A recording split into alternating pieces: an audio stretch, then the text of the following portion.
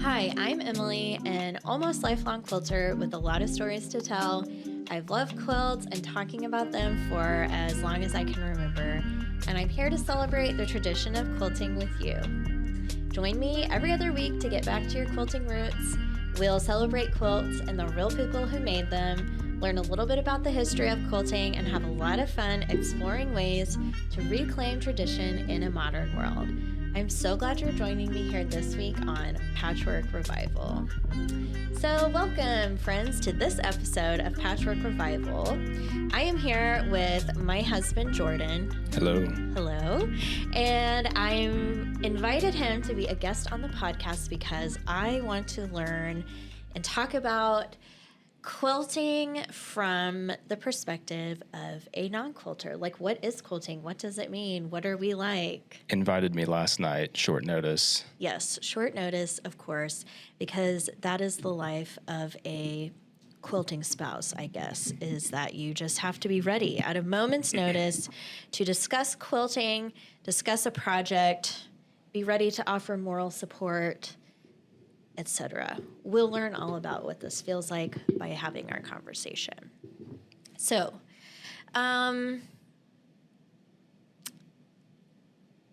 where should we start? I think a question that I have for you. Mm-hmm. Well, first off, I'll give our brief introduction. We have been married now 7 years. Mm-hmm. We have 2 small children.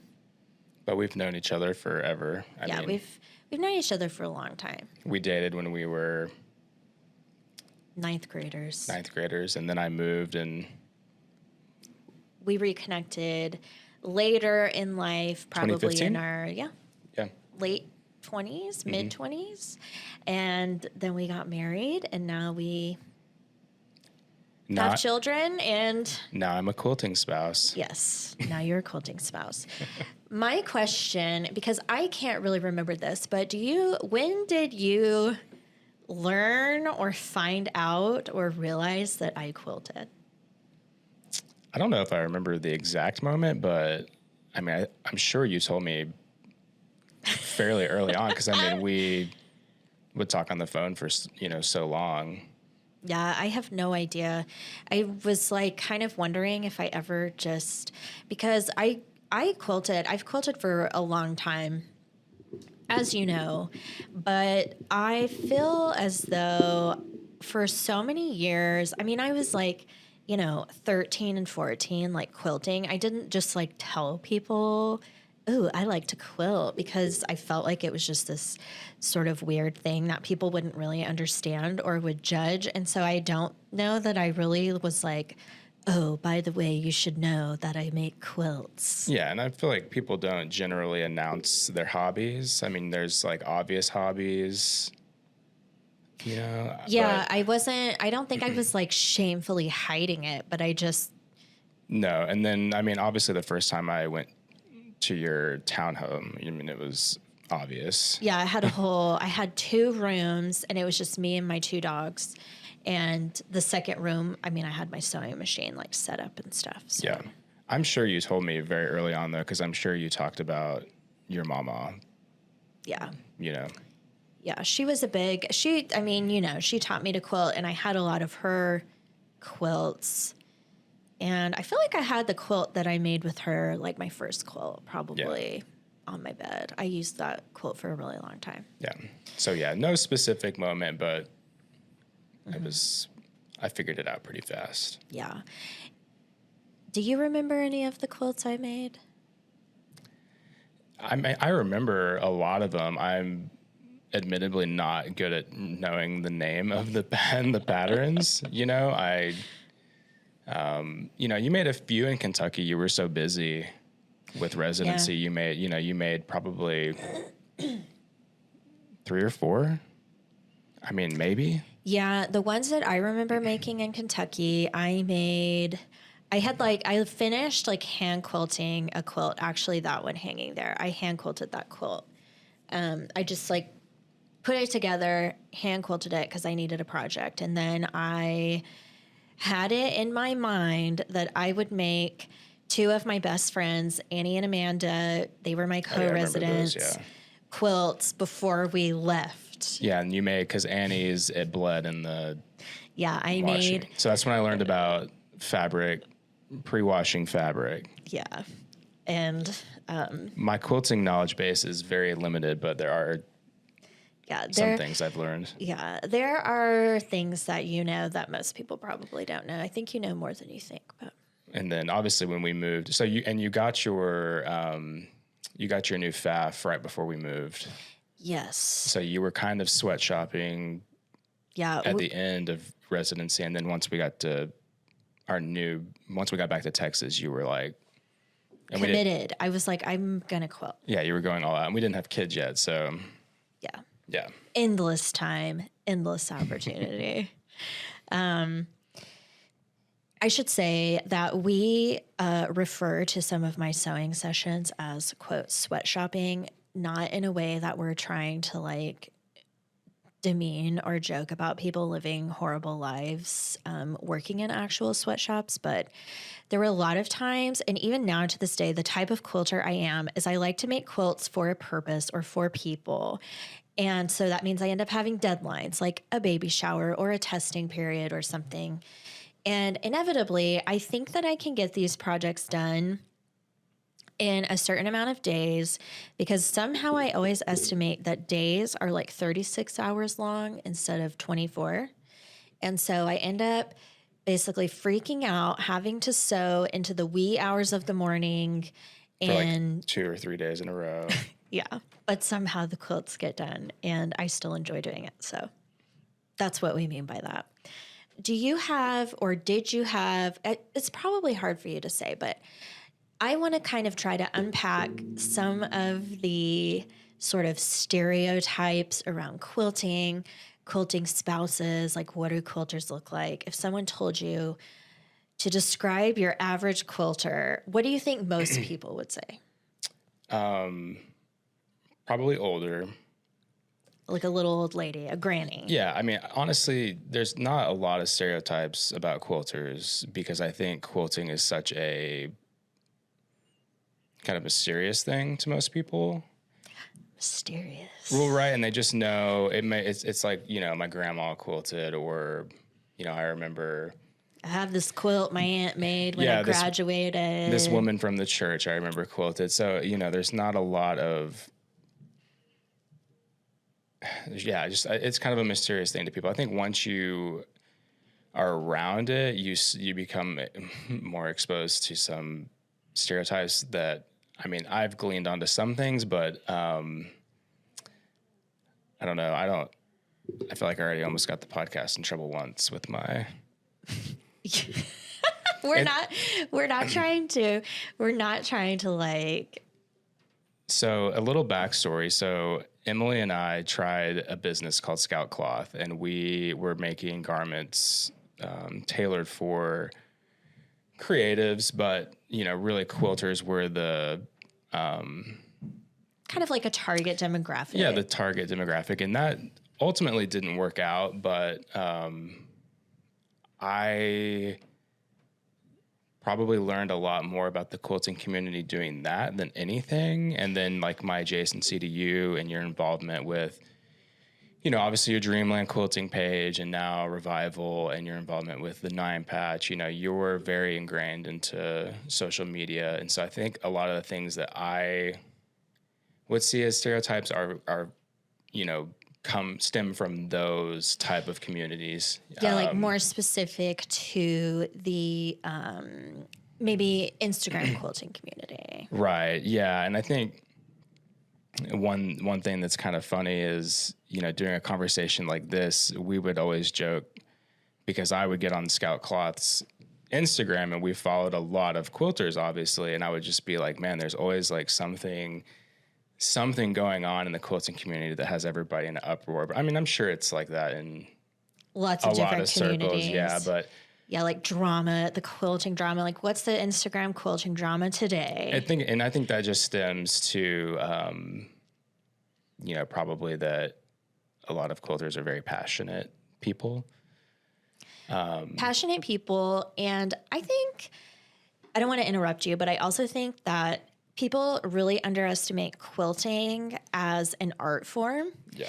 And so anything that you make, whether it's your interpretation of a pattern, your own original design, whether you want to make some big political statement or just express yourself, Yeah.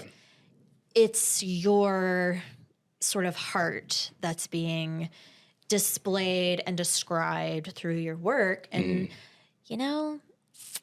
welcome to the real world where not everybody agrees or sees the same thing or thinks the same thing. Yeah, I think my first exposure to really was when Mary Fons did her video about quilt clothing. Cutting up quilts for clothing. Yeah, shout out Mary Fons. Yeah.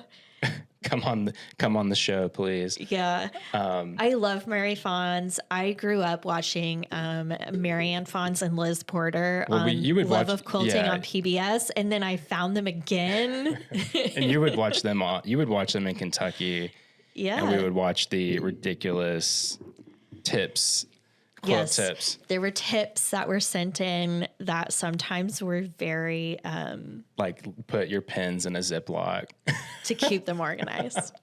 Some sort of obvious tips, but I don't know. Maybe beginner quilters like these sorts of things. But it's hard. It's hard because I mean her video was pretty well thought out and she articulated it very well. And she comes from a perspective of like this long lineage of quilting, like. I mean, Marianne Fons is quilt royalty. Yeah. And she's the daughter. But I also see, what's there's a girl on Instagram, Softpaw Vintage. Is that her name? Oh, yeah, yeah. She makes really cool stuff. Yeah, I mean, I was exposed to her before that. And I mean, I just thought, whoa, her stuff is really cool. Right. And like, what a neat concept, this stuff. Okay, so we have you always hear about these things like Goodwill, 90% of what gets donated just gets trashed and put into a landfill. And actually we see that a lot because the donation port of our Goodwill is just crazy. Right off a main exit of our like loop, our town loop. Yeah. And you'll see just overflowing constantly. Bins and boxes of just junk. Like it'll have been rained on in a dust storm, and of course they just throw that away. So you totally can understand like both sides. Yeah, I think that's kind of prevailed as like the leading counter argument is like we're saving these things from a landfill. Yeah, they're getting a purpose, a second life. So yeah, it's like anything in life. I mean, there's two sides, but it does seem like the quilting community is. People stand pretty firm in their beliefs. Yeah. Strongly opinionated. Which is fine. I mean, that's just people. That's just how life is. But yeah, we're pretty. I would say that you and I are pretty relaxed people. We're pretty open people.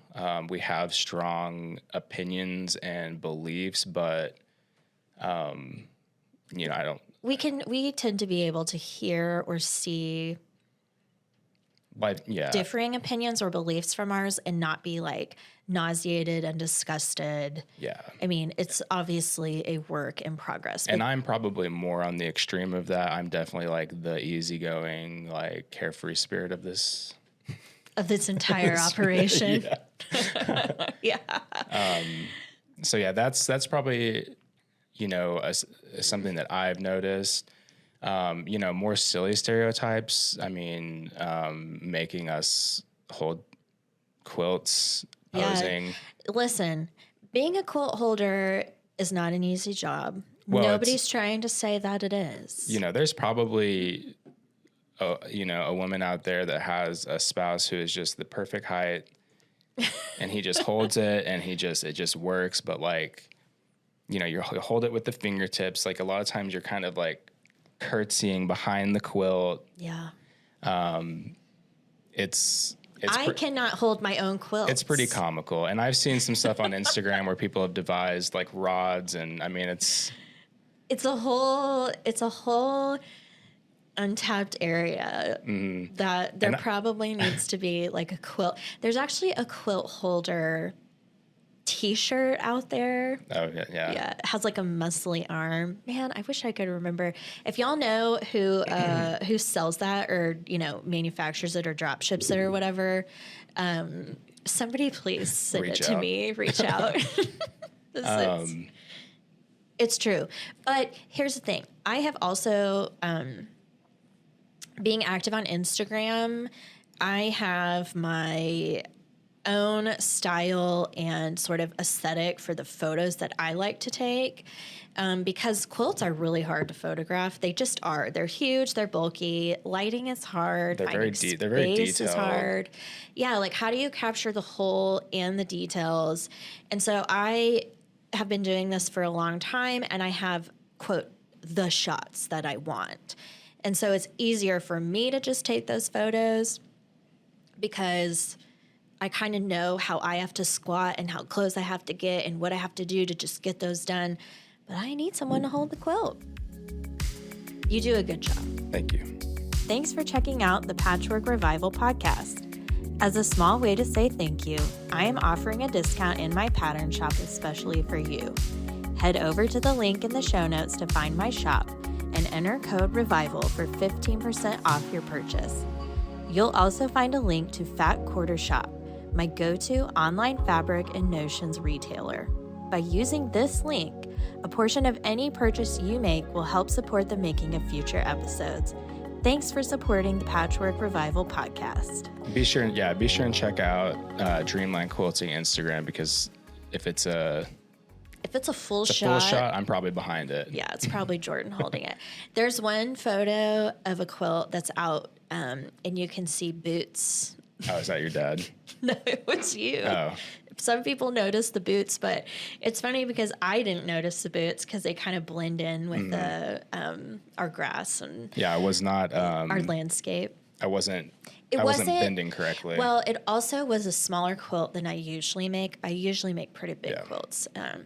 But I was going to tell the story about last year in the summer. I had we went on a family vacation, and I had finished a quilt, and I needed to take quilt photos of it.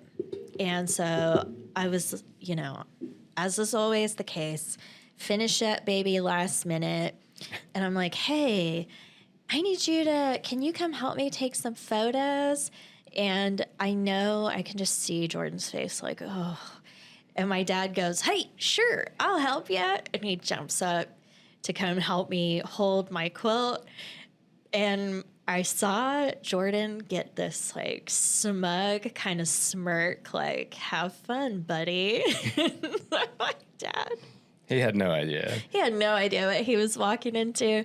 I had him like up on some rocks holding this quilt. I had him kind of holding it out by the river, like kind of over the river. He was like, it was like a whole family affair. He was moaning and groaning. He was feeling the burn in his arms and his shoulders for sure. But I got some really good pictures of that quilt. Yeah, that was a pretty day. Oh man, that was pretty funny. And you're always stressing to photograph a quilt in like the waning daylight. Like you finished, you're like doing, you're doing a test, you're testing a pattern or something, and you're like, I gotta have my photos my done. Images. And I want to do, because I always want to have good pictures. And for me, that means outside during golden hour light. Yeah. Which lasts for like, maybe 20 minutes. Yeah, 15, 20 minutes. And also we live out in sort of the edge of the desert in Texas. Like it is hot. 100 degrees and, during most of the year. So that's kind of a time, you got to get out there and get it done, but you can't do it before it really starts cooling off because you'll swoon. So that's a whole thing. I don't know. And it's also, it's hard to say because you are a extremely driven and passionate person. So, when you're not working, you kind of eat, sleep, breathe quilts. Yeah. Not in an unhealthy way, but like you really, you have some spare time naturally, and then you also create a lot of time for quilting. But I think it's worked for us because we're both kind of, solitary people. We like to have alone time. And so, yeah, we're definitely introverted. kind of recharge, doing our own thing. Yeah, once the kids are down, it's like if you go into the office and sew for 3 hours, it's like I don't think twice about it. Yeah. Yeah. I actually was thinking about this. What I find the reason I quilt, I think, as much as I do is because I almost like have to. I think it was probably when I was quilting so much in residency, and we like decided, I mean, we were like not rich. Like we didn't have like a lot of money. And I went and bought this super expensive like FAF machine because I couldn't use my little entry-level FAF. I know it's FAF, but I say FAF because I'm a Texan. So we call her Sassafaf. We call her Sassafaf. But we went and bought her. Yeah, I felt like we were going to buy a car or something when we went and bought it. Yeah, it was like a really big deal, but it was like we committed to it because quilting had really become a way for me to like kind of relax and reset. Like some people do that by jogging or cooking or lifting weights or whatever. I like to do things with my hands. I have always done things with my hands. I do things with my hands at work, but for me, like the tactile kind of cutting and repetitive motions kind of help me get into that like flow state, which is really actually, I think, important. And there's a lot of research. I think that's what quilting does for me and has always done for me. And I just recognized in residency and in my career, there are a lot of things that I see that I'm either not supposed to talk about because of HIPAA or whatever. Well, and if you're like this is the first time you've ever listened, you're a physician. Yeah, I'm an anesthesiologist. So I work in a pretty high stakes, high stress environment. I see some things that I'm either not allowed to talk about legally, or I just socially, who am I going to talk to these things to this? Like, it's gross, it's creepy, it's weird. Yeah, I mean, if I don't know anything about you being a quilter, I certainly don't know anything about you being a doctor. Well, you kind of know some surface level stuff that other people that's a whole other do not conversation. Know.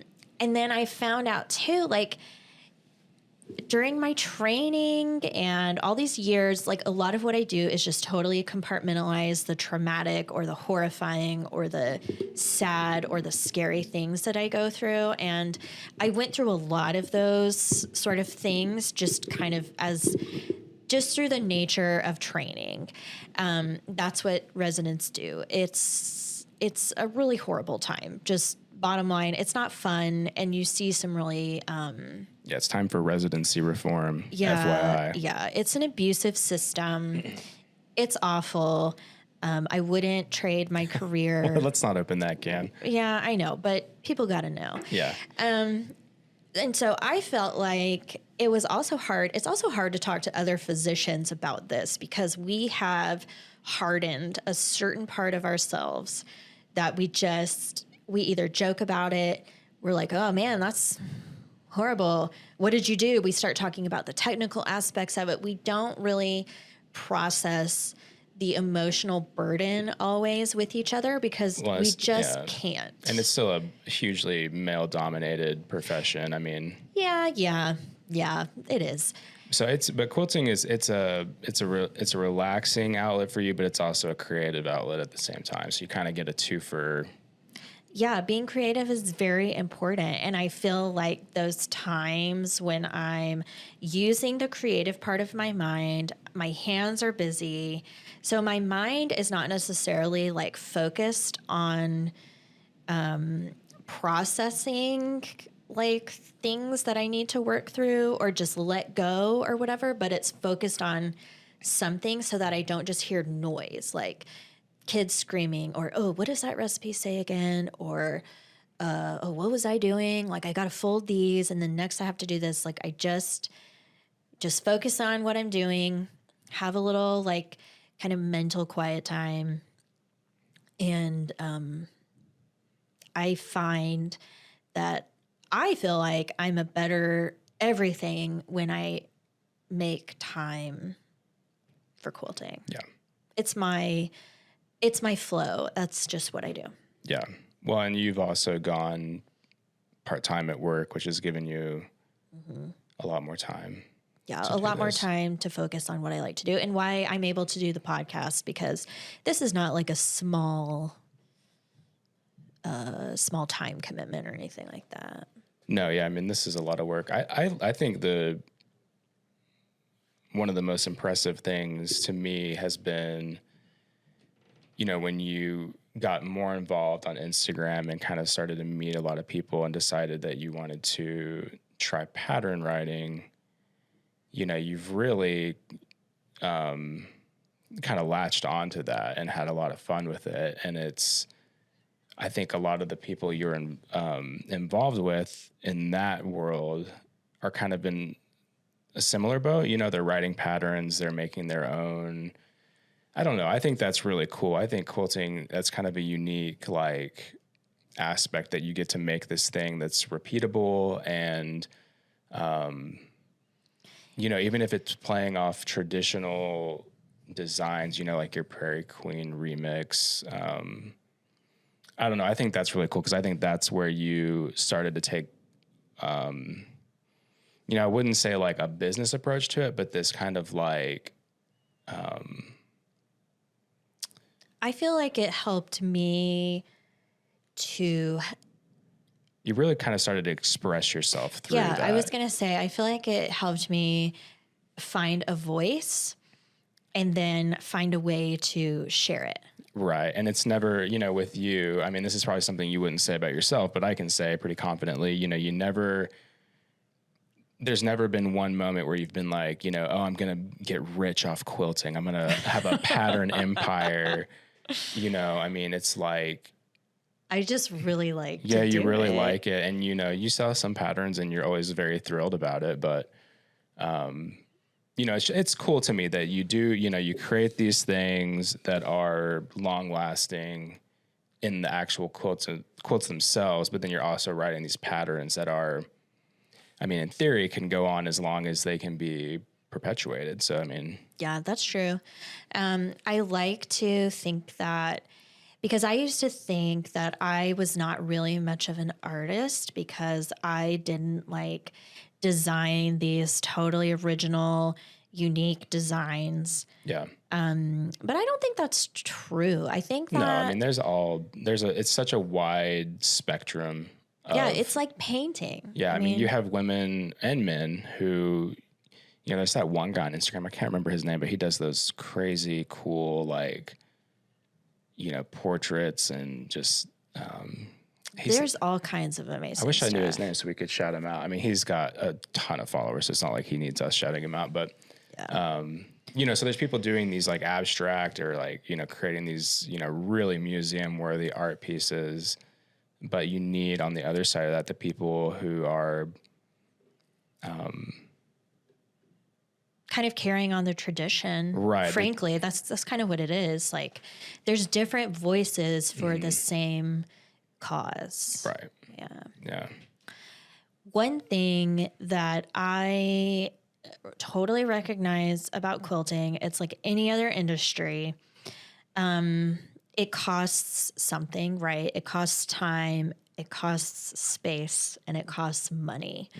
And, people are not just, and I'm not trying to knock anybody who's out there trying to create a pattern writing empire or write books to sell or make courses. I mean, because there's plenty of people doing that for full-time livings. I mean, there is. And it's amazing because people buy into that and they love it. And that's how they learn to quilt.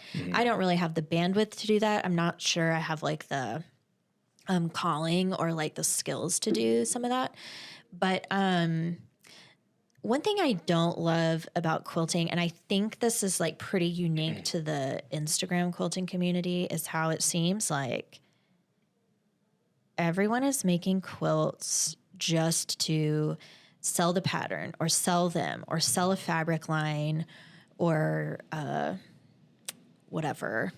I don't know. And so all this to say, I sort of silently feel, I buy new fabrics, I test patterns because I like to, but I really try to be a little bit rebellious and like use vintage fabric or kind of make my own versions of like traditional designs because I want to make my own thing. And then sometimes people will say they like it, and I'm like, well, here's a pattern. Yeah, but that whole mentality is so common on social media now. Like it seems, we were laughing so hard that one day because we got served an ad for a course teaching you how to write courses, and it was like, this has got to stop eventually. I mean, it's like, there's a course for everything. Yeah, are you a Christian trying to build a real estate empire? It's like, no. Like, that's not my niche, but okay. But you can't blame people because, if there's opportunity that exists, there's going to be a lot of people who go after it. And who... and especially in quilting, because there are so many men and women who are making a living off of it. So it's like... maybe I want to try. And what's interesting to me too, I see it in quilting. I follow so I do like graphic design. It's like my thing. And I've seen in that space too, particularly women who are basically full-time, content creators, and their husbands basically work for them. Yeah. Help them do their, socials or emails. Yeah, there's or socials. packaging. Just anything from running the business to doing, editing to, it's definitely doable, but it's a lot. It's a lot of work. Yeah, small business stuff is like, it's no joke. So if you're out there trying to do that, more props to you and good luck. But yeah, I think that maybe sometimes women particularly, I can just speak from that perspective, obviously, but it's almost like so hard to give yourself permission to just go do something simply because you want to do it. Right? Yeah. Like, hey, I want to go sew. Oh man, I better turn this into a sample for a pattern, or I better try to sell a course on this, or what. Like, I think that there's probably a balance that you can strike somewhere in there that's like, yeah, And I think some of it is because of that. Like, whenever you make a quilt, like I just said, you have to have time. So that means somebody's watching the kids, or doing the dishes or whatever that you normally would be doing. You're likely sacrificing you're something sacrificing else. something, but it's not necessarily meaning like your children are abandoned so you can go make this quilt or finish this project or whatever. And I think you've in a previous episode, I think with Bree, didn't y'all kind of talk about the cost, like the...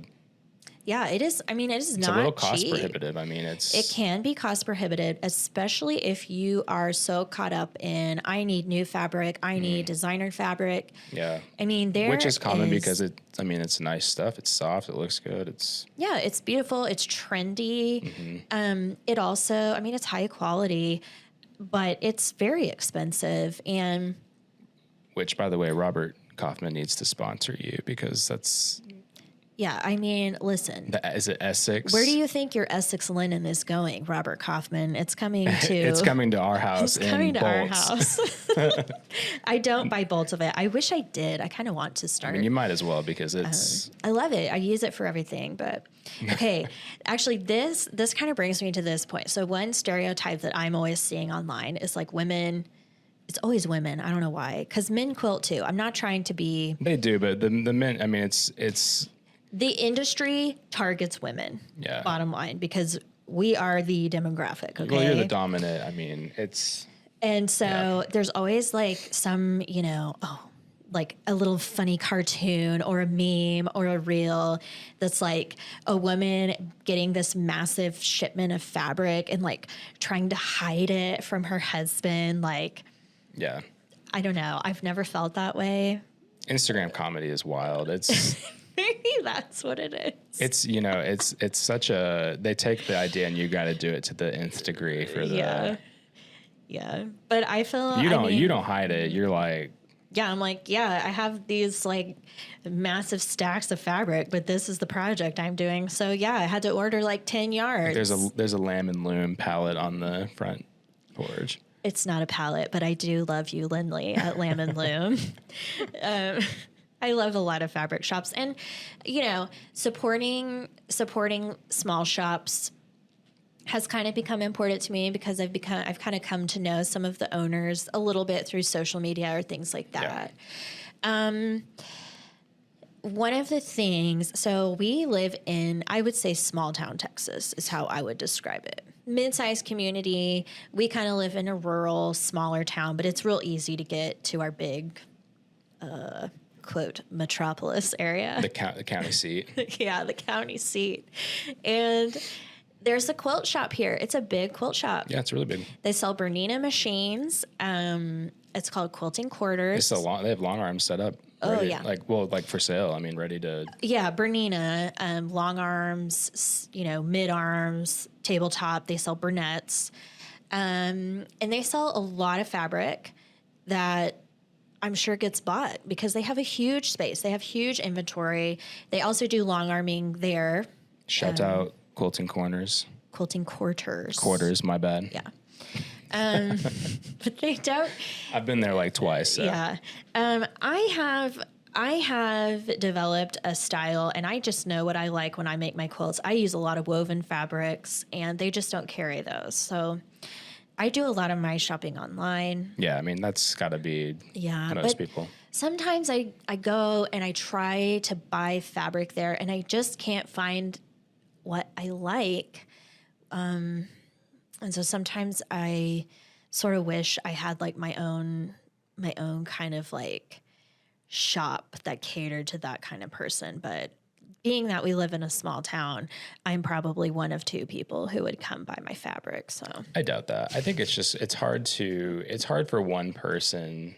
I mean, running any business is super hard. Running any retail business, way hard. Yeah, I've worked a lot of retail jobs, and it's very hard. Yeah. So I think that there's a lot of opportunity in quilting for more like kind of co-op opportunities. What do you mean by that? Like people getting involved. Like if I think about it in quilting terms, I would see people like a collective of women putting in money to buy fabrics in larger quantities for their personal use and for their, close associates to purchase. I mean, I think, you look at something like a Lamb and Loom, I imagine she has a lot of repeat business to the same people because she's kind of built that kind of aesthetic community, but she took all the risk, right? She's got all the inventory. She's doing all the work to ship it out, to cut it. Yeah. And there's tons of little shops like that. I think if you're talking about more of a brick and mortar, a collective space where you're kind of, we wax poetic about this kind of stuff all the time because we really like it, but it's more of a shared community. Maybe you have a space where people are working. You have a place where you're storing fabric and, selling that fabric, and a place where you can come get coffee because coffee rules. You need coffee. But I don't know. I know we're running a little short on time, but I think that what will be interesting is, because I kind of see this collectively on social media, I think you're seeing a lot more people our age and younger, like kind of looking for in-person connection. Mm-hmm. And I think that quilting is uniquely kind of positioned to really benefit from that, because it's really cool to see pictures of quilts online, but it's way cooler to feel the fabric, see them in person, talk to other quilters, because you've really loved going to the local. Yeah, we have an in-person quilt club. It's not a guild, it's a club. Hanging by a thread. And you've really enjoyed that, even though, admittedly, most of the members are much older. Yeah, they're still awesome. then you really enjoy that yeah. One thing community. Yeah, one thing that I have to say about quilting and the quilting community is that I'm really, really passionate about the idea that it does not matter how old you are. It does not. So stop with the ageism. Stop with your own insecurity that's like, those old ladies were judging me because I used hot pink Yeah. or a woven fabric. Like, no, they didn't, number one. And number two, maybe they were just trying to give you a suggestion or a pointer or whatever. And number three, maybe they were just kind of intimidated by you, you know? Yeah. I can't remember which one of your friends it is, but you were like, yeah, she's only been quilting like 3 years. I was like, what? Yeah. Like 3 years and she's that good already? That's crazy. I mean, was it Megan maybe? Yeah, it was Megan. This was a few years ago. Yeah. But Megan of Modern Moon Quilt Studio, who also founded Quilt Scouts. Like, you want to talk about determination, drive, like innovation. yeah, she's talented. But yeah, I remember you telling me, I don't remember the exact, but it was not. She was like relatively new into quilting. It's not like she'd been quilting since like. She was like 12 or. Yeah. And I was so, I mean, it's impressive. I mean, there's definitely. But I mean, quilting, if you have an organizational mind, you know, if you're got a type A personality, you're going to thrive in quilting. Yeah, for sure. But what I like about quilting is that it's kind of since its kind of beginning, it's always been a community and like a connective sort of thread, no pun intended, but it has always been that way because you know how hard it is to quilt? Like back in let's just picture like prairie days when people were making quilts as like a utilitarian item for their home. They wanted to make it beautiful, but like they were probably poor or they were on the trail. They didn't have that much except their little scrap bag. So they would make and they would trade scraps and they would make their designs. They would trade patterns and templates and stuff.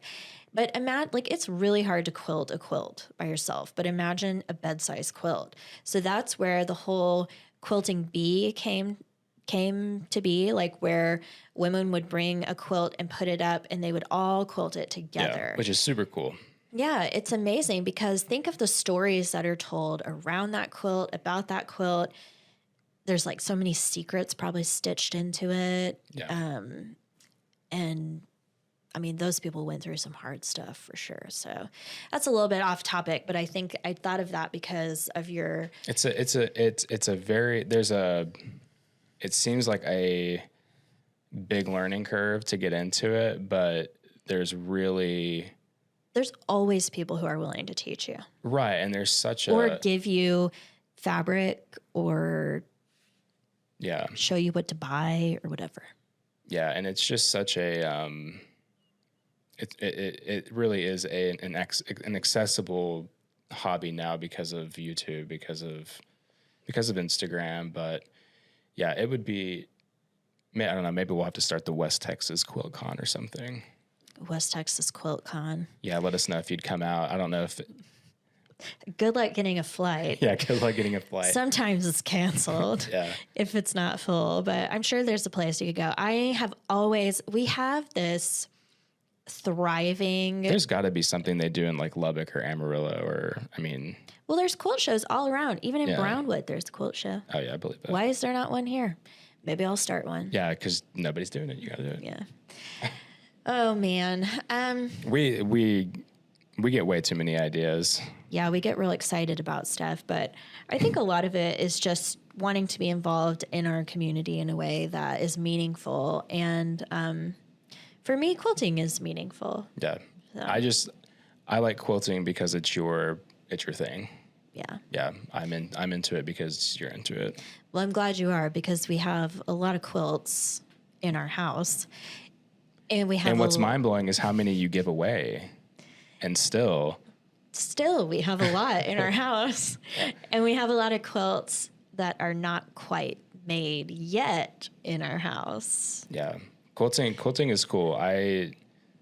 My last story I'll tell is you recently made a quilt for my mom Oh, yeah. And you'll have to correct me on some things if I'm wrong, but from what I remember, she had some blocks that were made by several generations of her family, her mom and her grandmother. Yeah, they were like little Southern Belle versions of like a Sunbonnet Sue. Mm-hmm. And her grandmother started it.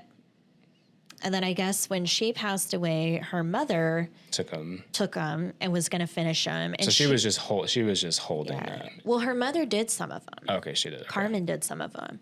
And then Carmen passed away. So my mom just had them for, decades. Yeah. And luckily, Jordan's mom is something of a pack rat. Like she was not going to get rid of that. She's a collector for sure. Yeah. And because she has, she kind of holds sentimental value to things like that. So she held them and had always wanted to finish them. Yeah. So she gave it to you and she showed them to me and was just kind of wondering. Yeah. If you could do anything with them. If you could do anything with them. And so you pretty quickly decided to finish it for her for Christmas. Yeah, because I had told her there was a lot of things we could do with it. Yeah, and it was. But she wanted a quilt, like a finished quilt, like her grandmother had. Yeah, and so envisioned. And giving people quilts as gifts is always a very special. You can tell when you give it to people that they're. Sometimes, I choose my quilt recipients very carefully and very wisely. Well, anyway, so when you gave my mom that quilt and you wrote a very sweet note on the label. Yeah, so actually on that quilt, instead of a label, I was short one applique block. Right. Yeah. And I was like, man, I don't think I have fabric that won't stick out like a sore thumb if I tried to make another one, because she saved the templates and everything. And it was appliqued, and I'm not a big applique person, and so I was kind of like, man, what am I going to do? So I ended up embroidering just kind of a little message that said this quilt was lovingly made and cared for by, and I put her grandmother's name, her mother's name, her name, and then my name, including our maiden names. So that's like a whole historical thing right there. It was, and my father had passed away, not long before that. Yeah. A year. And she was really struggling with it. And you could just tell that it was like, she was totally shocked. I think, first of all, like how quickly you'd made something.